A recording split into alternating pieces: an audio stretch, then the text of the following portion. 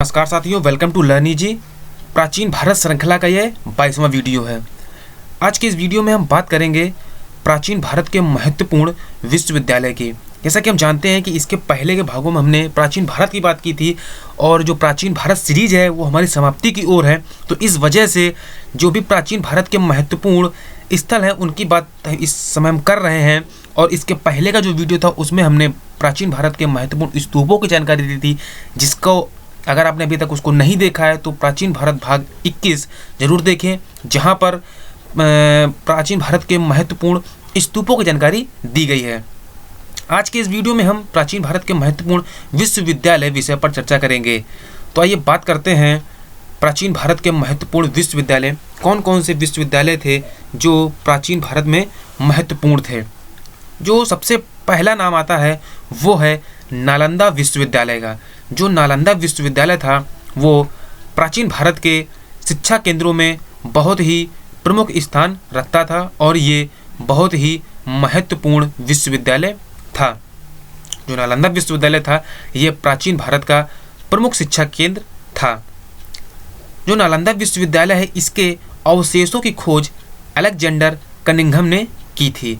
अगर बात करते हैं कि नालंदा विश्वविद्यालय की खोज किसने की, जो आधुनिक काल में जब इसकी खोज की गई तो किसने की, तो नालंदा विश्वविद्यालय की जो खोज की वो अलेक्जेंडर कनिंघम ने की थी। इस विश्वविद्यालय की जो जानकारी है वो हमें सबसे अधिक चीनी यात्रियों से मिलती है। जो चीनी यात्री भारत आए उनके द्वारा जो यात्रा वृतांत लिखा गया है उसमें ही इस विश्वविद्यालय की सबसे अधिक जानकारी प्राप्त होती है।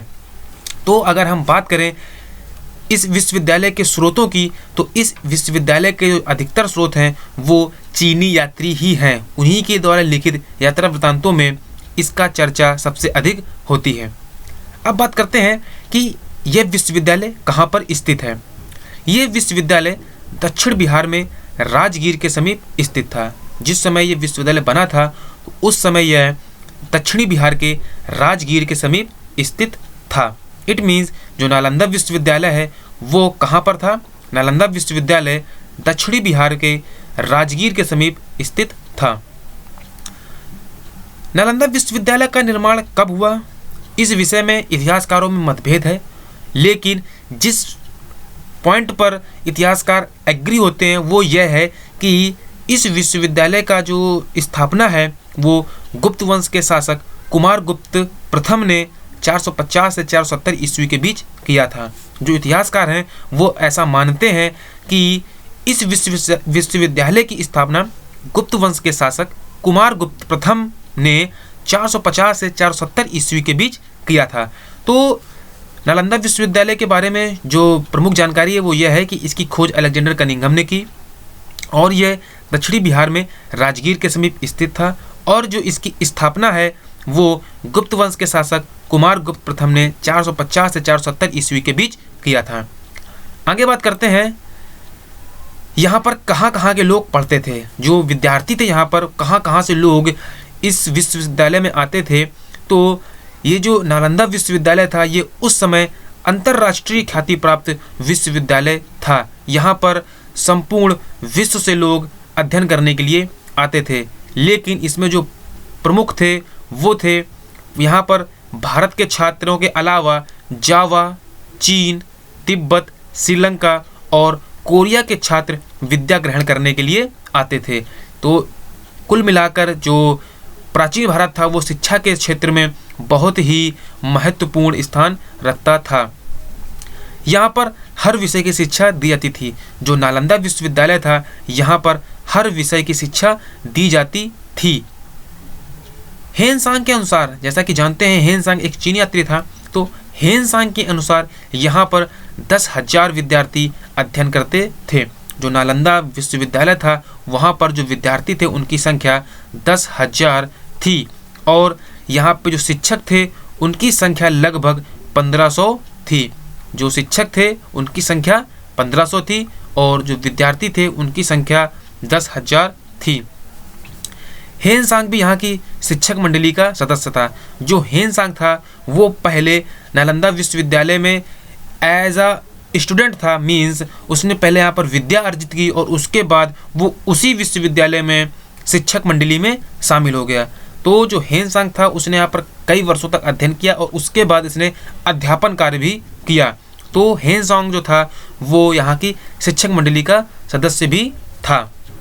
जो भी शिक्षक थे उनमें हेनसांग भी एक शिक्षक था और इसके पहले उसने इसी विश्वविद्यालय में अध्ययन का कार्य भी किया था। आगे बात करते हैं। शीलभद्र नामक एक विद्वान इस विश्वविद्यालय का कुलपति था। जो इस विश्वविद्यालय का कुलपति था वो शीलभद्र नाम का एक विद्वान था। इस विश्वविद्यालय का जो कुलपति था वो कौन था? शीलभद्र नामक एक विद्वान। उसके अलावा यहाँ पर हस्तलिखित ग्रंथों का एक पुस्तकालय भी था। जो नालंदा विश्वविद्यालय था उसमें हस्तलिखित ग्रंथ, हाथों से लिखे हुए ग्रंथों का एक पुस्तकालय भी था और यह पुस्तकालय इतना विशाल था कि यह 9 मंजिल की एक इमारत में बना हुआ था। यहाँ का जो पुस्तकालय था वो 9 मंजिल की इमारत में बना हुआ था। इस विश्वविद्यालय की जो प्रवेश परीक्षा थी वो बहुत ही कठिन थी और यह 3 चरणों में होती थी। यहाँ पर जो विद्यार्थी अध्ययन के लिए आते थे तो उनको 3 चरणों की एक परीक्षा उत्तीर्ण करनी होती थी, उसके बाद ही यहाँ पर प्रवेश मिलता था। तो कुल मिलाकर यह कहा जा सकता है कि इस विश्वविद्यालय की जो प्रवेश परीक्षा थी वो बहुत ही कठिन थी और यहाँ पर जो बुद्धिमान छात्र थे उन्हीं को ही प्रवेश मिलता था। यहाँ पर जो शिक्षा दी जाती थी उसकी भाषा पाली थी। ये एक बहुत ही इम्पोर्टेंट लाइन बनती है कि जो नालंदा विश्वविद्यालय था वहाँ पर शिक्षा किस भाषा में दी जाती थी। तो यहाँ पर जो शिक्षा थी वो पाली भाषा में दी जाती थी। इस महान विश्वविद्यालय के विनाश की कोई कठोर ठोस जानकारी नहीं है।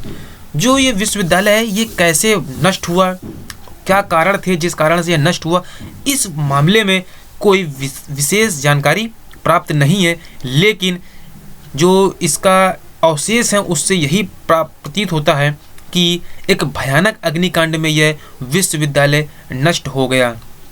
लेकिन इतिहासकारों का ये मानना है कि यहाँ पर कोई अग्निकांड नहीं हुआ था, जबकि इसे ज़बरदस्ती आग के हवाले किया गया था। किसी शासक ने यहाँ पर भयानक अग्निकांड करवाया था, इस वजह से इस विश्वविद्यालय का विनाश हो गया। तो ये कुछ महत्वपूर्ण जानकारी आज जो है इस वीडियो में नालंदा विश्वविद्यालय के बारे में दी। आगे बात करते हैं विक्रमशिला विश्वविद्यालय की।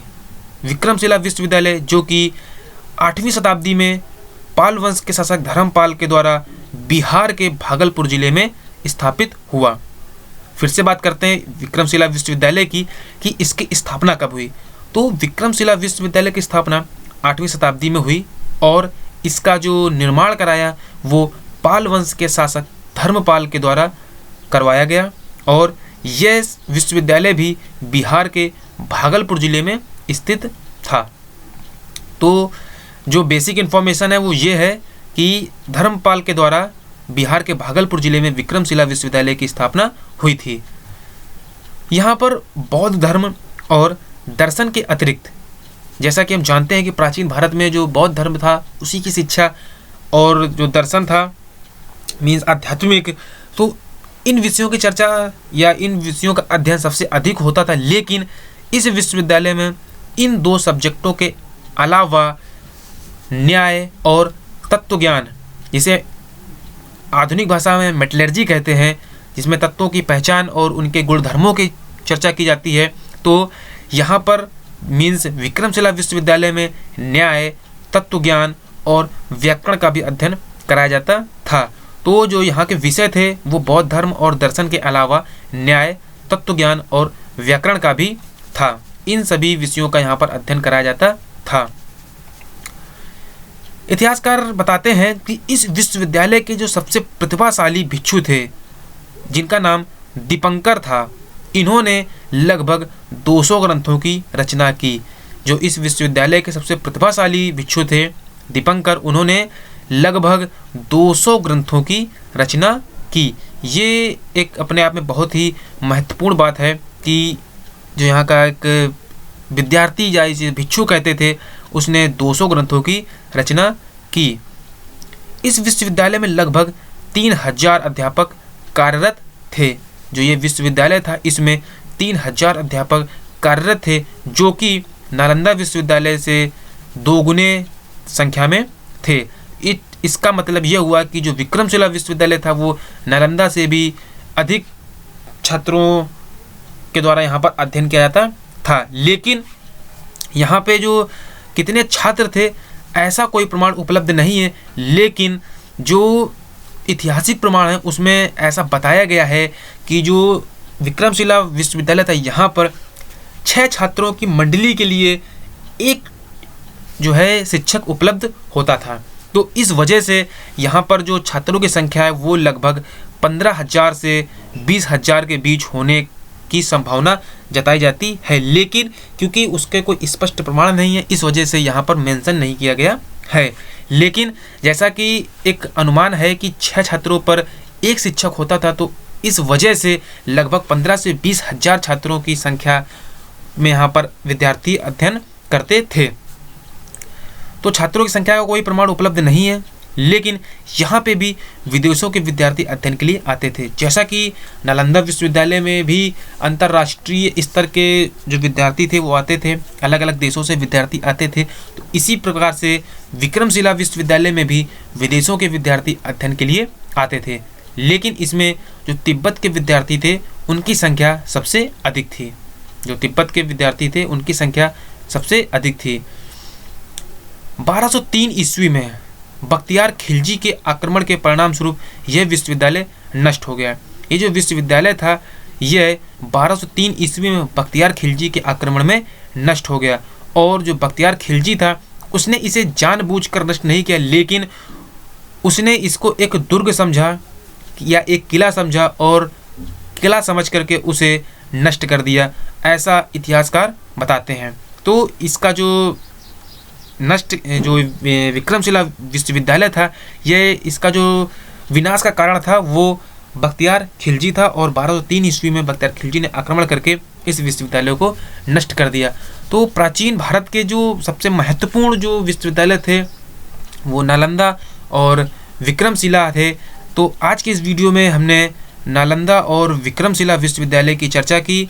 अगर आपको ये वीडियो अच्छा लगे तो इसे लाइक ज़रूर कीजिएगा, और अगर आपने अभी तक हमारे चैनल को सब्सक्राइब नहीं किया है तो इसे ज़रूर सब्सक्राइब करें, जिससे जब हम अपना अगला वीडियो पोस्ट करेंगे तो उसकी इन्फॉर्मेशन आपको सबसे पहले मिल जाएगी। तो इसलिए इस चैनल को ज़रूर सब्सक्राइब करें और अच्छा लगने पर इसे लाइक ज़रूर करें और इसे ज़्यादा से ज़्यादा शेयर करें, जिससे ज़्यादा से ज़्यादा लोगों को इसका लाभ मिल सके। इसके अलावा आप फेसबुक पर हमारे लर्न ईजी ग्रुप को ज्वाइन कर सकते हैं। यहाँ पर आपको ग्रुप डिस्कशन और हमारे जो स्टडी मटेरियल है वो और हमारे सभी वीडियो इस ग्रुप में बहुत ही आसानी से आपको उपलब्ध हो जाएंगे। और ये एक स्टडी ग्रुप है, इस वजह से यहाँ पर आपको जो भी आपकी समस्याएं और जो भी स्टडी मटेरियल है वो आपको प्रोवाइड हो जाएगा और आपकी समस्याओं का यहाँ पर निस्तारण किया जाएगा। तो वीडियो देखने के लिए आपका बहुत बहुत धन्यवाद।